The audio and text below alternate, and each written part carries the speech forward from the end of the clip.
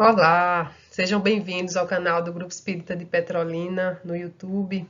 Bom dia, boa tarde, boa noite a todos que nos assistem. É com muita alegria que a gente vem novamente atendendo o convite do Departamento de Programação e Divulgação Doutrinária para a gente poder auxiliar no estudo sequenciado de O Livro dos Espíritos, que hoje teremos a oportunidade de abordar as questões 943 a 950, para falar um pouquinho e tratar do desgosto da vida e do suicídio. Então, rogamos a Jesus que Ele nos abençoe nessa empreitada e que possamos passar com clareza os esclarecimentos necessários, né, a seguir nessa jornada, que todos aqueles que precisem desses esclarecimentos possam fazer bom uso.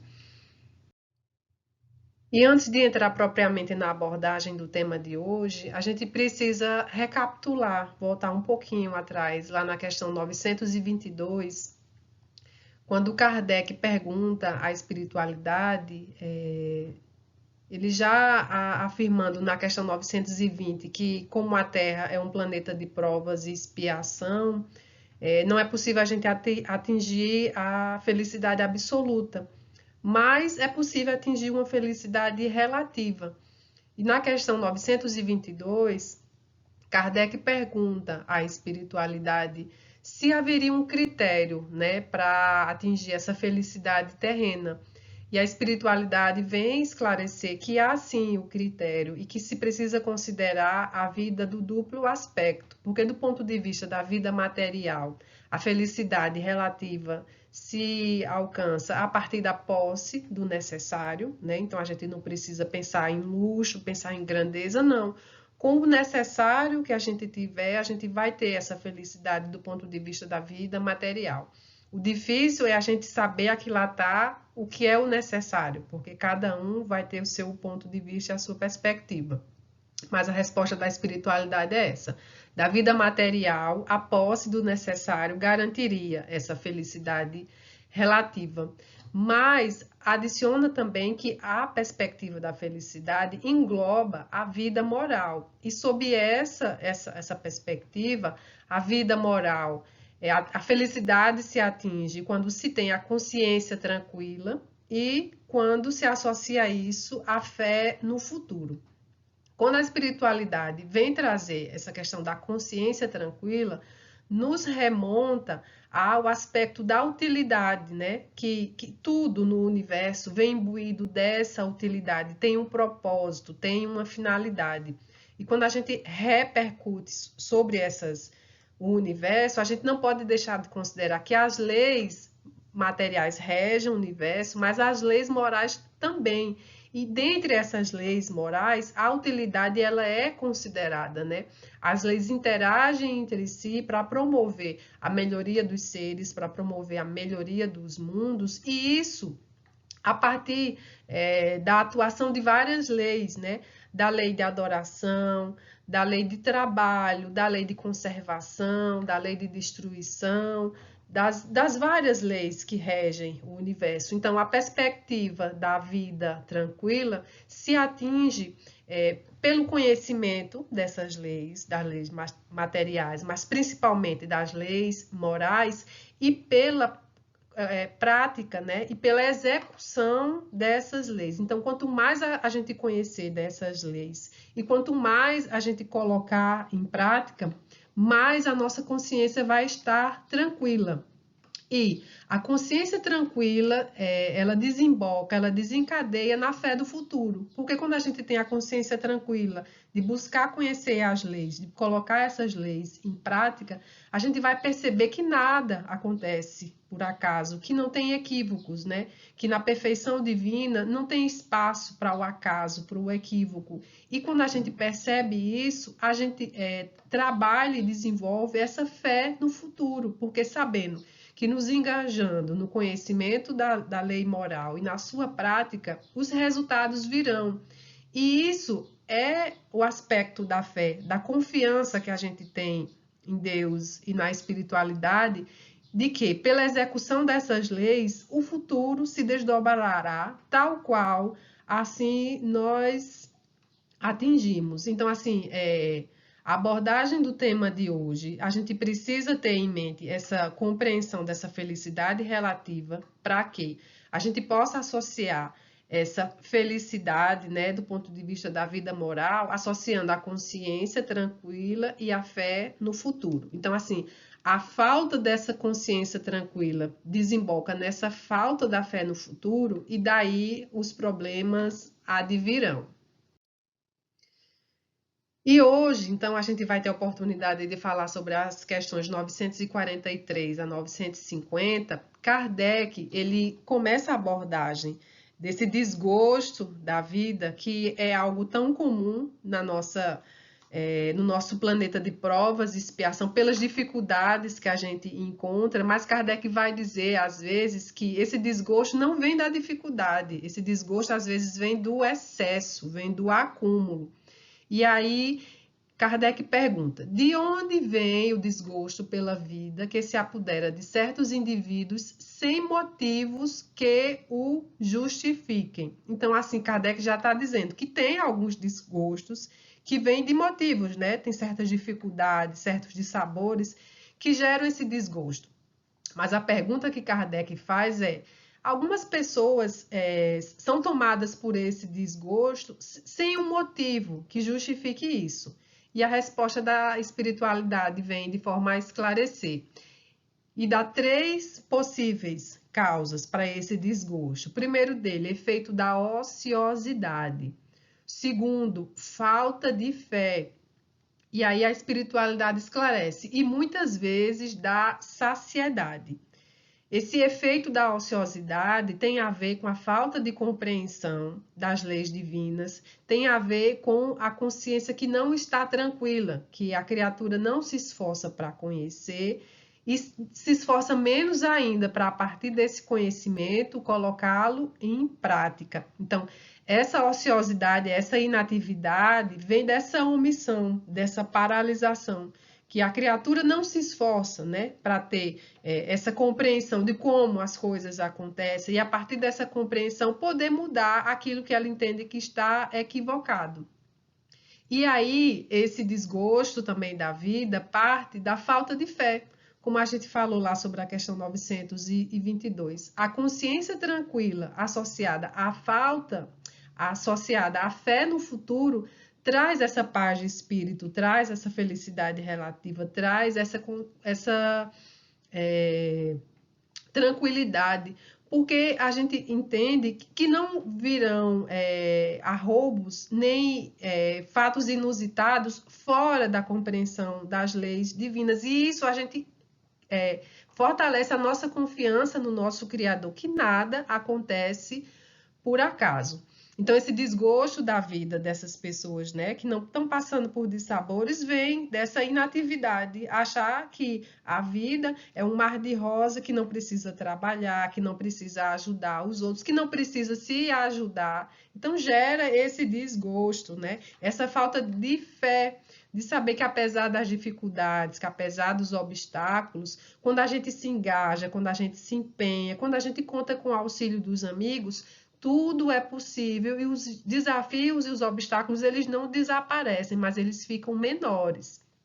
E o que a espiritualidade destaca, que às vezes esse desgosto vem da saciedade. Então aí tem a compreensão daqueles que acham que a vida é aqui e agora, que vamos fruir todos os prazeres, usufruir tudo que for possível, e às vezes, quando conseguem atingir isso do ponto de vista da matéria, perdem o sentido da vida, porque já fruíram e já usufruíram tudo aquilo de que dispunham. Então, abate esse desgosto da vida, né? Ficam sem ter um norte, sem ter uma bússola moral a seguir, porque já fruíram tudo aquilo que achariam que traria essa felicidade, né? Então, esses 3 elementos Kardec vem destacar, que essa falta, o efeito da ociosidade, porque não coloca em utilidade os talentos recebidos, né? O conhecimento que adquiriu, a falta da fé no futuro e também, às vezes, em conta dessa saciedade. E na questão 994, 944 e 944A, Kardec vem abordar, né, esclarecer que o suicídio voluntário é uma transgressão da lei divina. Interessante que ele destaca, né, que ele vai dizer na questão 944A, que o suicídio involuntário não é uma falta. Tipo, aí ele coloca que o louco não sabe o que faz. Então, é o papel da vontade a determinar o que é falta ou não, porque assim, não é o ato por si só que gera essa falta, mas é o conhecimento de que esse ato é uma transgressão da lei divina e ainda assim a criatura se engaja em fazer essa transgressão imbuído das mais finalidades possíveis. Quando a gente fala em suicídio, eu não tenho, né, nenhuma especialidade relacionada ao assunto, então não tem como falar com muita profundidade, mas a gente não pode deixar de destacar que o suicídio é um problema de saúde pública, né? E é um problema que vem imbuído de certos tabus, que você não pode falar, porque você pode incitar a curiosidade ou incitar a coragem daqueles que vêm pensando que tem ideação suicida de praticá-lo, né? Mas a gente precisa tratar desse assunto, porque é um problema de saúde pública. No livro Viver é a Melhor Opção, André Trigueiro, que foi lançado em 2015, na primeira edição dele, ou seja, bem antes da pandemia, André Trigueiro ele vem destacar que o suicídio é um problema de saúde pública mundial e ele traz estatísticas baseadas na OMS que em 2015 passava isso, de que a cada 4 segundos no mundo uma pessoa comete suicídio e a cada 2 segundos uma pessoa tenta suicídio. Então, assim, não é algo que a gente possa desconsiderar e não é algo que a gente não tenha que nos engajar e pensar sobre como precisa trabalhar isso, porque na verdade é uma calamidade, né? É uma tragédia. A cada 4 segundos, uma pessoa consegue efetivamente tirar a própria vida e se mata. Essas estatísticas eram de 2015. Imagine agora, diante da repercussão que a gente vem passando pela pandemia, do ponto de vista emocional, da fragilidade que as pessoas vêm passando, do ponto de vista econômico, que se agravou e muito, né? Principalmente dependendo da área da atuação que a pessoa tinha. Quem trabalhava na área de lazer, né? De festas, de hotelaria, de certos tipos de restaurantes, está passando por situações complicadas, muito, muito drásticas. Então, assim, essas estatísticas provavelmente se acirraram e se intensificaram. Então, é realmente um problema de saúde pública. E o detalhe aqui, por conta desses tabus que revestem o tema, a gente não tem conhecimento, né, de quando alguém comete um suicídio nas nossas cercanias, na nossa vizinhança, só pelo disse-me-disse, mas os meios oficiais, eles têm orientação de não fazer essa divulgação oficial de quando acontece algum suicídio, e aí os especialistas esclarecem que isso está relacionado ao efeito Werther, que é com base no que aconteceu com uma obra de Goethe, quando ele falou sobre o jovem Werther, ele descreveu a forma como esse jovem se suicidou, que se percebeu que após esse lançamento dessa obra, muitos outros casos de suicídio aconteceram de forma parecida. Então, assim, os meios oficiais, eles não divulgam quando acontece algum caso, né? Se fala que foi de uma forma traumática, né?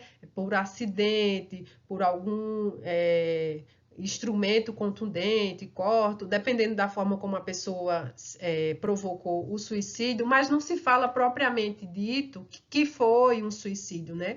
Eu já tive a oportunidade de ver, de presenciar uma experiência relacionada a um caso de suicídio e eu peguei a certidão de óbito dessa pessoa e lá na certidão de óbito dela não consta que ela ceifou a própria vida a partir de um ato voluntário, né? Lá se descreve se foi de forma traumática, se foi a partir de uso de substância venenosa, mas não coloca-se lá que foi a partir de suicídio, e isso às vezes gera na nossa compreensão de que não existe suicídio, porque a gente não tem conhecimento desses casos, né? Quando é justamente o contrário, que é uma questão, sim, de saúde pública.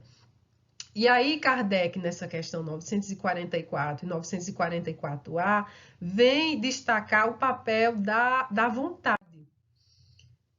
Nesse livro Pensamento e Vida, Emmanuel, ele aborda que o pensamento cria a vida que procuramos e que a nossa mente é o espelho da vida em toda parte. Então, o pensamento está diretamente relacionado à nossa mente e a vontade é o amálgama que julga, que liga esse pensamento à nossa mente.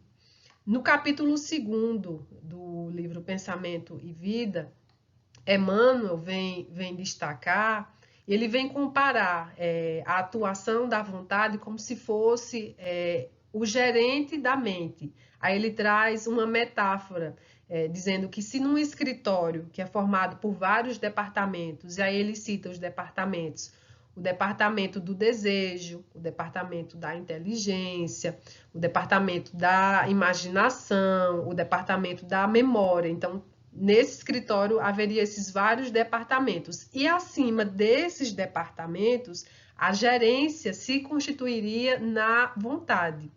E nessa perspectiva, Emmanuel destaca que só a vontade é suficientemente forte para sustentar a harmonia do espírito.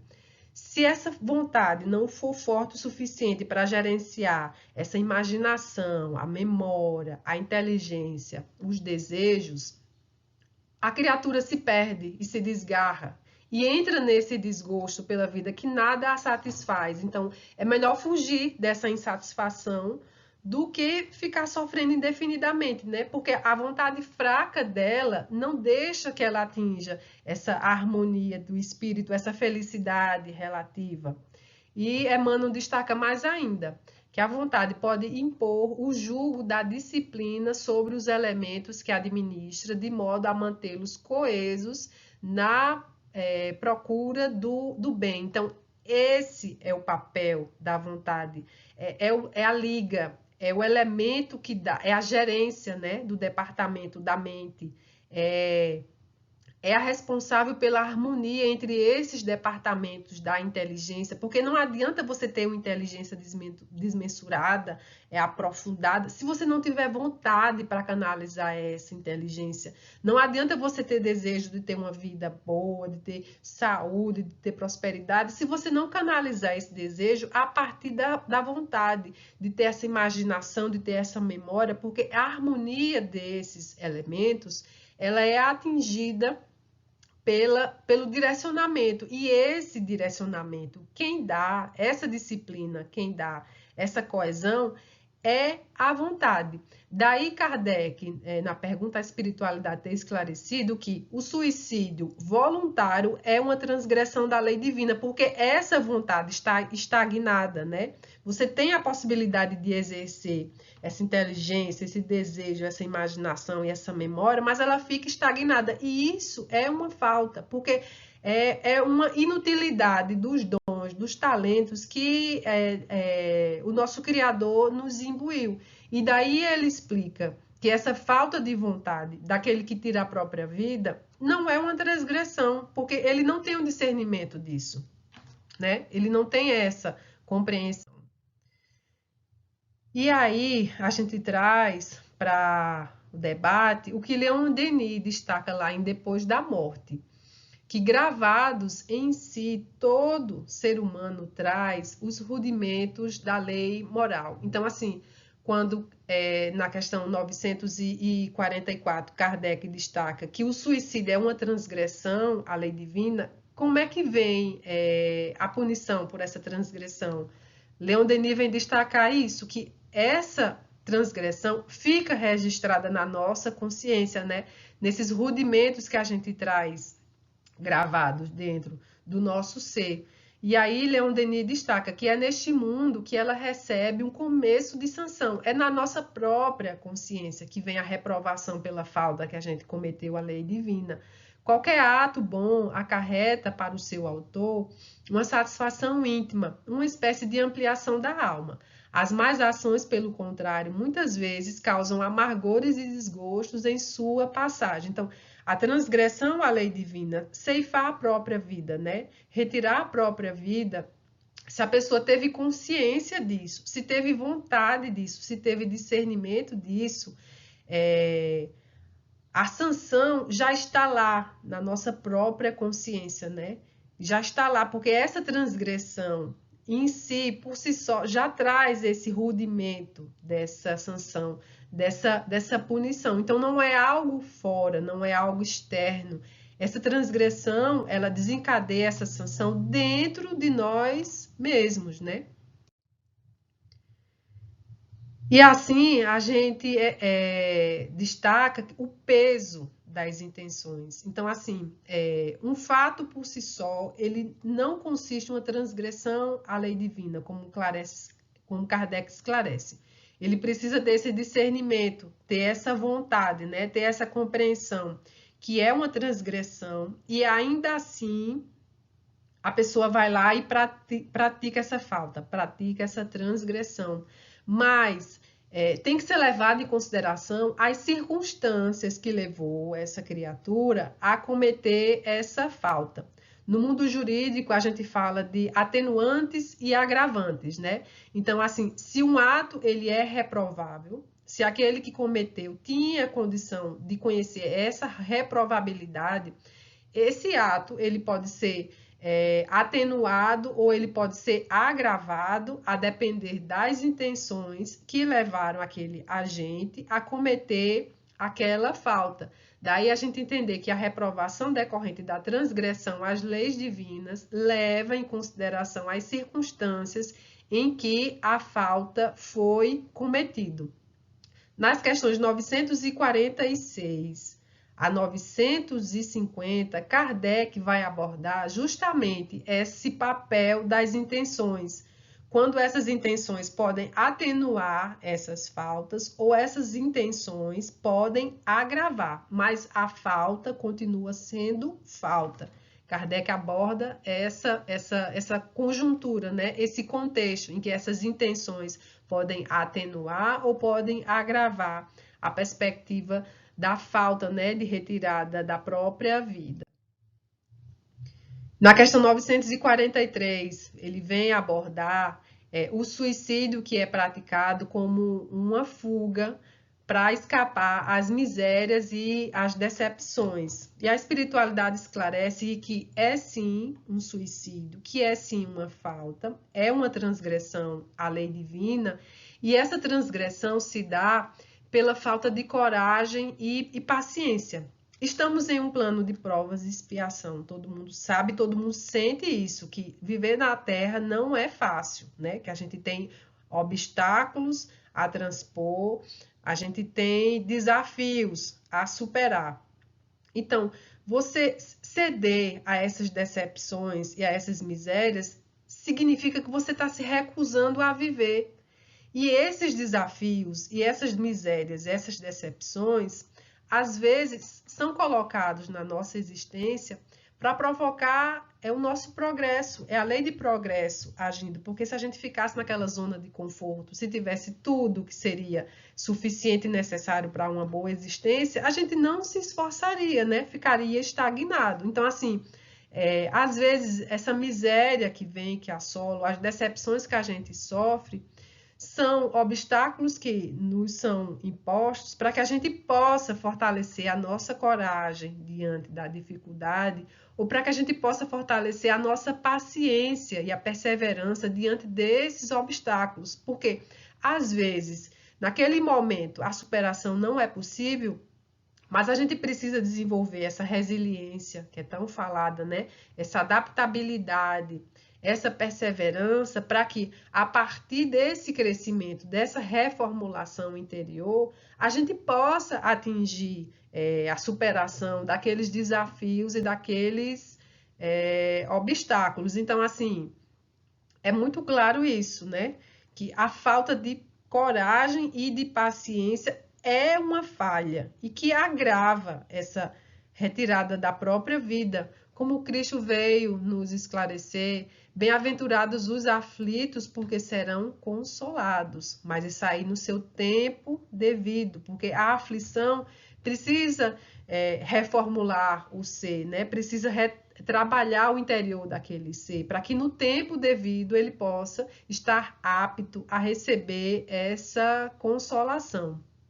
Na questão 946, a espiritualidade destaca que aqueles que contribuíram para o desespero responderão como assassinos. Então, assim, a importância de a gente poder exercer a nossa solidariedade, a nossa fraternidade, de quando alguém está passando por uma dificuldade, a gente contribuir. Às vezes a gente não tem condição de contribuir materialmente, e às vezes a pessoa não precisa que a gente contribua materialmente, mas precisa de um apoio, precisa que a gente chegue junto dela, dizer, ó, você não está sozinho, você tem amigos, você tem pessoas que torcem por você, e isso é um estímulo, porque isso fortalece a coragem e dá paciência para que a pessoa crie essa vontade, né? Canalize essa vontade para trabalhar os vários departamentos lá da mente e colocar em prática essa vontade como uma forma de transformação. Então, que a gente possa tentar auxiliar e não piorar e agravar a situação dos outros, né?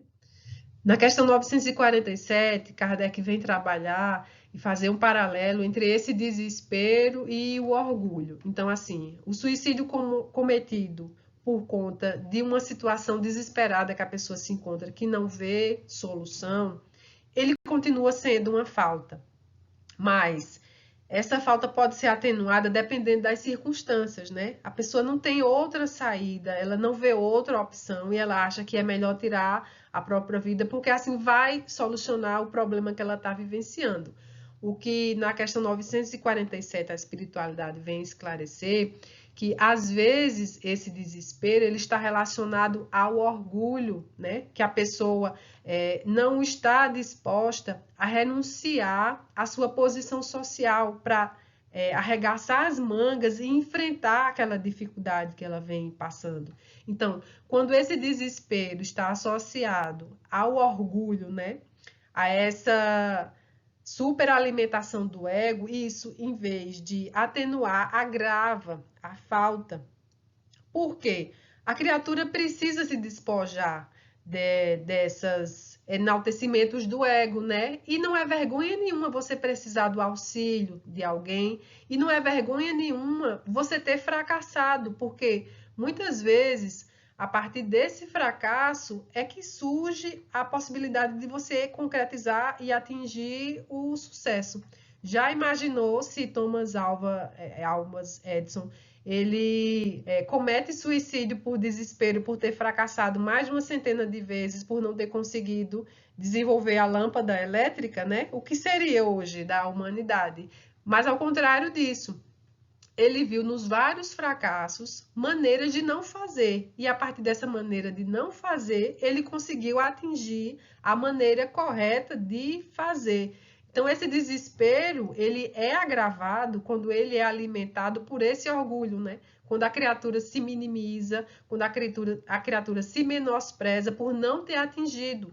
Quando, no mais das vezes, o fracasso é uma peça-chave essencial para o êxito, né? Quando você reformula esse fracasso, quando você vê que você envidou esforços, que você colocou energia para atingir, mas não foi possível, você tem uma perspectiva mais clara daquilo que você precisa trabalhar e daí o sucesso se abre, né? E daí o êxito, ele aparece. E aí a espiritualidade destaca que esse desespero ele pode ser superado pela firmeza, pela perseverança e pela inteligência.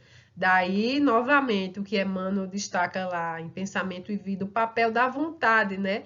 De ser aquela gerência que organiza o desejo, que organiza a inteligência, que organiza a imaginação. Porque quando você persiste, tem a vontade e coloca em prática essa vontade, essa inteligência se desdobra, essa inteligência se aprimora.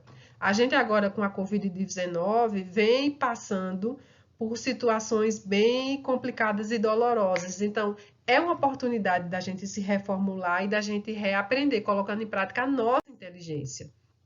E aí, na questão 948, o suicídio ele não apaga a falta, mas se a gente vai cometer essa falta imbuído de vergonha dessa má ação, a espiritualidade destaca que é preciso coragem para sofrer as consequências do mal que foi praticado. Cometeu a falta, você já traz na sua consciência um mecanismo para trabalhar essa falta. Então, fugir dessas consequências não vai resolver, na verdade, vai agravar ainda mais. E quando o suicídio ele é cometido para impedir que a vergonha recaia sobre a família, né? Não deixa de ser uma falta, mas a espiritualidade esclarece que a intenção atenua a falta. Mas, se abolidos os abusos e preconceitos na sociedade, o suicídio não existiria. Então, em vez de fugir da vida, a gente precisa talvez pedir coragem, pedir auxílio para a gente lutar contra esses abusos e esses preconceitos, porque é assim que a sociedade se reformula e ela evolui. E por fim, a questão 950, se matar para chegar mais rápido a uma vida melhor. É uma loucura o que a espiritualidade responde, né? Porque o caminho para chegar a uma vida melhor, compreendendo as leis divinas, colocando elas em execução, é a prática do bem.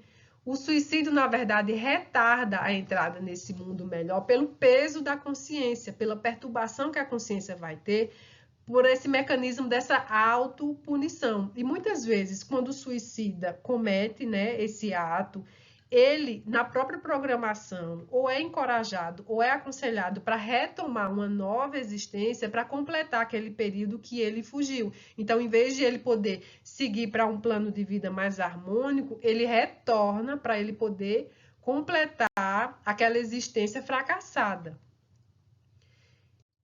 E para a gente finalizar, então, a abordagem da noite, eu trago uma passagem que está lá em Os Prazeres da Alma, de Hamed, que ele, falando da paciência, ele destaca que o remédio, né, ele vem trazer esse remédio que não é algo externo, até porque se o problema é interno, se essa perturbação pela não canalização da vontade é algo interna, a solução também o será interna. E aí ele vem dizer que lembremos-nos de que todo problema contém em si mesmo a semente da solução. Esse desgosto pela vida, por essa falta dessa canalização da vontade, se é algo interno no ser, a solução também está internamente, né?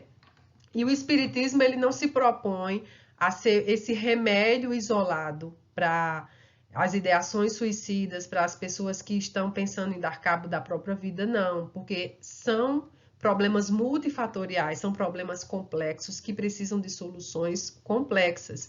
E essas soluções são atingidas pela soma de vários fatores. O primeiro dele que a gente destaca aqui é a ajuda especializada. Se alguém está passando por problemas de dificuldade, ou tem na família, né, alguém que está passando por uma situação complicada, é procurar ajuda especializada, procurar um psicólogo, procurar um psiquiatra, procurar um psicoterapeuta para que tenha essa ajuda material especializada.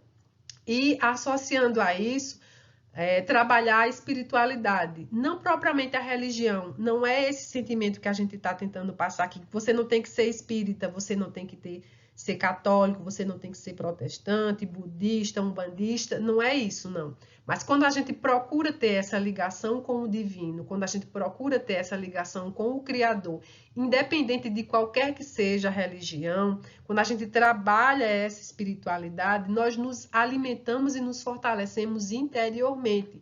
Daí, como o Hamed veio trazer, porque a solução para essas ideações suicidas é no nosso interior. Então, a semente da solução está no nosso interior. E essa semente pode ser fortalecida a partir dessa busca da espiritualidade.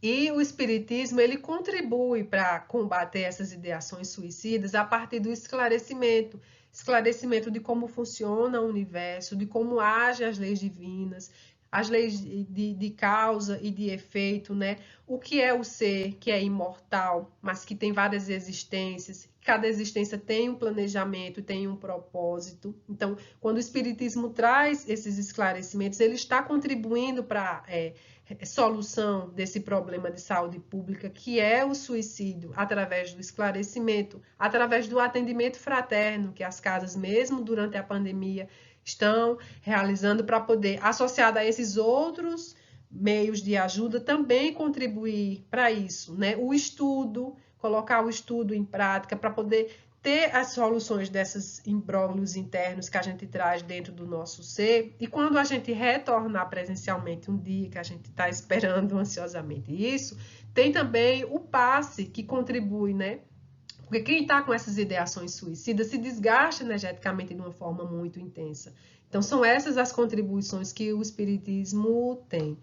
Agradeço a todos a atenção e a paciência de me escutar até agora.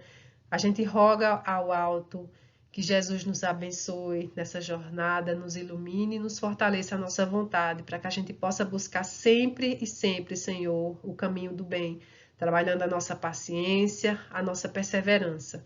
Auxiliar aqueles que estão passando por momentos de dificuldade e dor, sabendo nós que nunca estamos sós ou desamparados.